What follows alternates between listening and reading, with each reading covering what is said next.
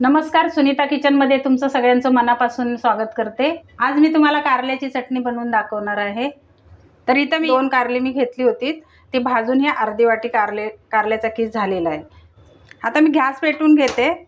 Pan मध्ये आपल्याला थोडंसं तेल घालून घ्यायचं आहे। अर्धी पळी तेल घातलेलं आहे मी आणि पाव चमचा आपल्याला हिंग घालून घ्यायचं आहे। तर हा हिंग थोडा आपल्याला परतून घ्यायचा आहे तेलामध्ये।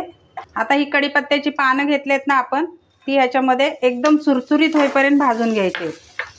आता ही आपली कढीपत्त्याची पानं भाजून झालेली आहेत। मी गॅस बंद करते आणि काढून घेते। तर कारल्याच्या चटणीचं साहित्य बघा, इथं मी 2 कारली घेतली होती, ती भाजून बघा ही अशी झालेत। आणि कारली आपल्याला भाजून घ्यायची, कवळी बघून घ्यायची कारली। आपल्याला 1 मोठा चमचा तिखट लागणार आहे, लाल तिखट, 10 ते 15 लसणाच्या पाकळ्या।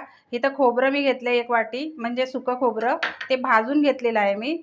आणि तीळ अर्धी वाटी आपल्याला लागणार आहे, ते पण मी भाजून घेतलेत। आणि शेंगदाणे पण 1 वाटी घेतलेत, ते पण भाजून घेतलेत। मंद आचेवरती आपल्याला असे खरपूस भाजून घ्यायचे आहेत। हे बघा असे।